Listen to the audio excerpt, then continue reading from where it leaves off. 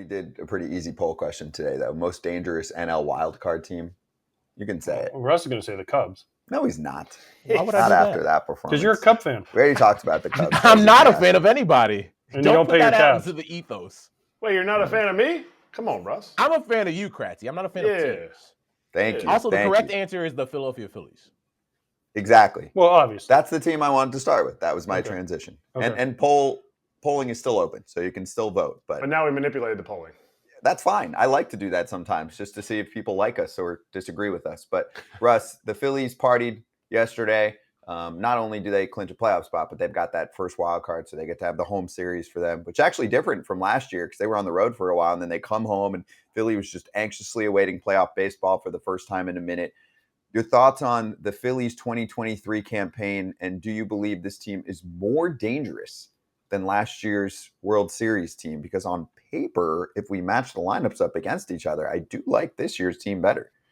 Yeah, I'm with you on that, Scott, that I think this team is better than last year's team. Now, obviously, you add in a guy like Trey Turner. You bring in a guy on a $300 million deal. You better be better than you were last season. But I think outside of Turner, we know he has the 1,100 OPS since the standing ovation. The fact that they're getting real production out of Nick Castellanos, who they brought in last season, they didn't get anything out of him, and were able to still get to the World Series. I think that makes a world of difference. Bryson Stott, who did play in the World Series for them last year, is having, a breakout year for him, right? Like Alec Boehm has been a guy who's had steady growth in his first couple of years in the big leagues. And so I look at that team. That's the team that the Atlanta Braves should be scared of, right? Because they know them as well as anybody else. It's almost deja vu because last year, the Braves went on that red hot run going into the postseason. Everybody thought, the Braves are the team that's going to go to the World Series, and they got beat by the Philadelphia Phillies in the postseason in the DS. My only area of concern, and it is a real concern, especially when you talk about the postseason, is that bullpen. Like, who is going to be the guy to get the ball when you need that 4-out save? Who's going to get the ball in those high leverage situations? I don't think the Phillies know that yet. Do the Phillies have enough offense to beat a team like the Diamondbacks if they get the Diamondbacks with Zach Gallen and Merrill Kelly? Yeah, because I think I look at it in best of three, right? We need our best 3 games of the season, then we get to move on. I think because of that, the depth of the lineup that the Phillies have, right? Where you could start the game 1-0 with Kyle Schwarber there at the top, then Turner's moved up to the 2-hole, then you have Bryce and so on and so forth, and JT Realmuto and all these other guys. You could get 6-7 deep in that lineup, and you're like, man, somebody could jump the yard on us, and we could be down here. And if I'm the D-backs, you're praying that you get your best out of Merrill Kelly and Zach Gallen because you don't necessarily have the offense to match what the Phillies can do firepower-wise. That's true, but I love the way the Diamondbacks play if they get in. And I don't think anybody really wants to play them, especially in that short series with Gallen and Merrill Kelly, and then they're stealing bases. The one thing the Phillies have, they have JT Realmuto who can shut their running game down a little bit. But Nola and Wheeler, they're not exactly quick to home plate. So if they get on, I mean, we could see a track meet with the Diamondbacks if that's who they end up playing. Now, I mean, it could be, someone else. But, man, talk about kind of 2 teams on the opposite ends of the spectrum, right? Phillies, grizzled veterans, high payroll, just guys that have been there. And then you got the Diamondbacks that are just young dudes getting paid nothing, running around the base. Phillies trying to hit home runs, Diamondbacks trying to steal bases. I think it'd be an intriguing series. For sure. I think the youth is something I'd be interested to see in that series, right? You have these young kids that people didn't expect a lot out of going up against a team that was played in the World Series, all these superstars. And when you walk into that environment, right, game 1 of the wild card round, you're in Philly, that fan base is nuts. And you walk out there, you're Corbin Carroll, you're Alec Thomas, you're Gabriel Moreno, and you look out and you're like, oh, man, this is crazy. This is nothing like we've ever seen before. And then the pressure of being in the postseason, if they're able to get through those first couple of innings, then the D-backs have a chance. If the Phillies come out early, score a couple runs, I'm interested to see how the D-backs respond because, hey, if you haven't been there before, you just don't know what to expect. Yeah. All right, Russ. Now since you're Mr. Prognosticator, Mr. Rustradamus, who's going to win the AL West and who gets the wild card? Yeah, Rustradamus. You like that? Okay. Yeah, so who wins the AL West? Who wins the AL wild card? Yeah. All right. On the record, go. I think the Rangers have created enough separation going into this final weekend where, lo and behold, they're going to be the team that wins the West. I don't think the Mariners, even with that last series against the Rangers, and we talked about it last week, I just think they're kind of out of gas. I don't know if they have enough offensively after the red hot month of August to really put themselves back in that conversation. Now, it's not never say never, but like personally, I just think I love the pitching, but I just don't know if the offense is going to be able to get it done. So I do think the Blue Jays and the Astros lock up the second and third wild card spots. Did George Kirby last night redeem himself? Redeem himself after his comments after his previous game? Yeah, and I think you're never going to have a guy say it, but in the back of your mind, it's like, all right, people were on me, and that's why you come out the next day and you're like, yeah, that's not something that I should ever say. They should come pry the ball out of my hands.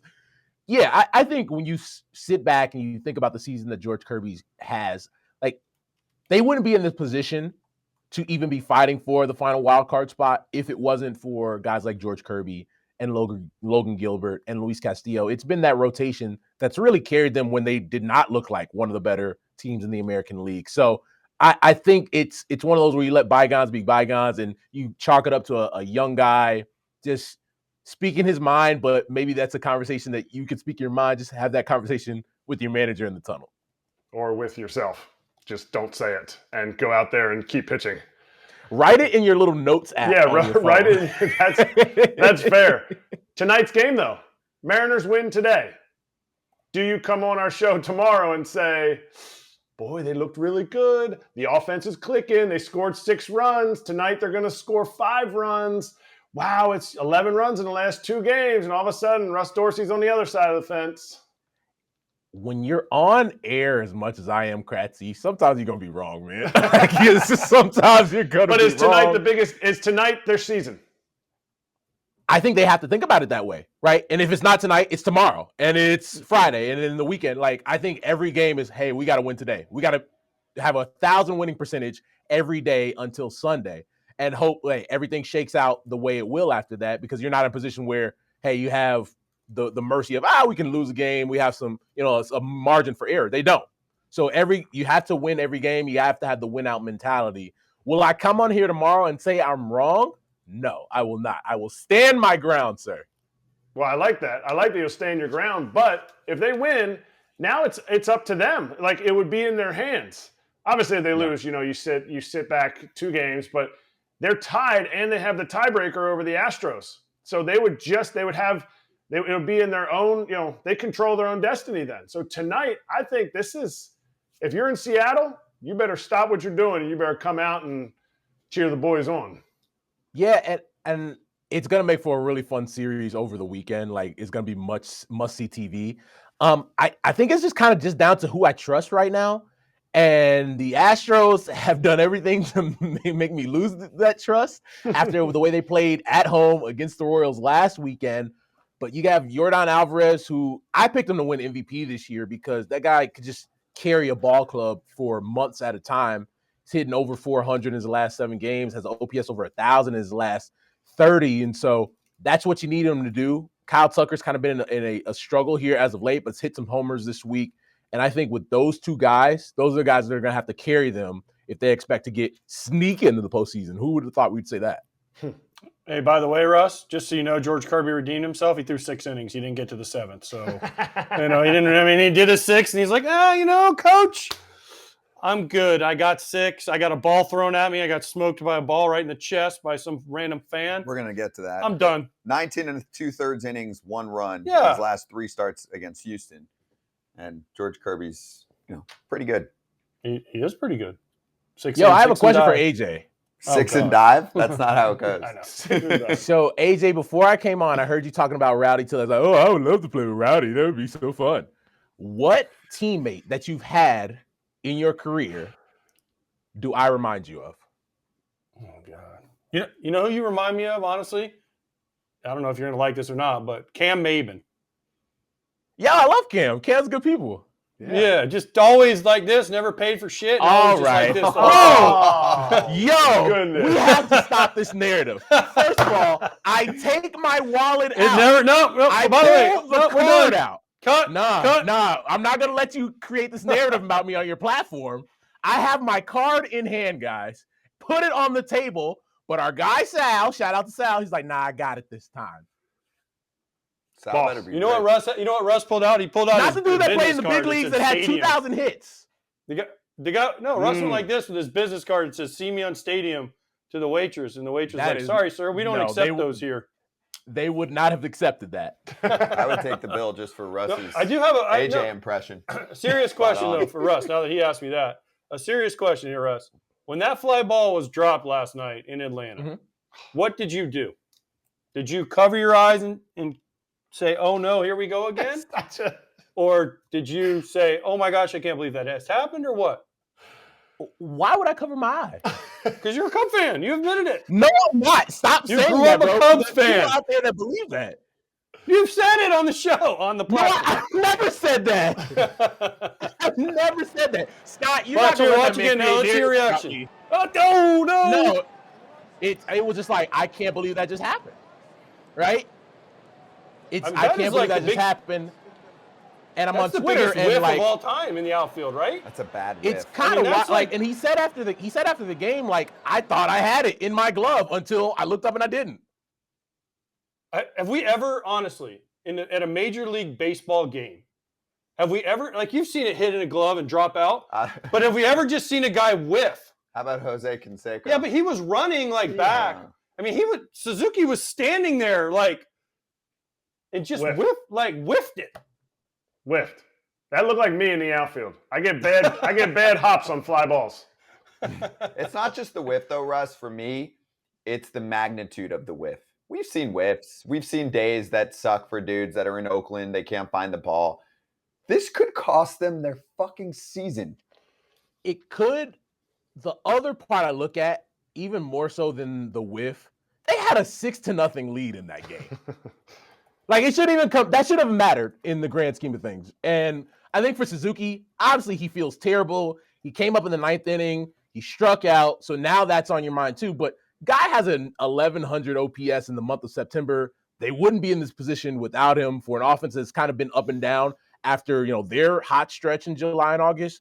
So I can understand why people are like, oh man, how can a major league outfielder whiff on that ball? At the same time, that they had a 6-0 lead.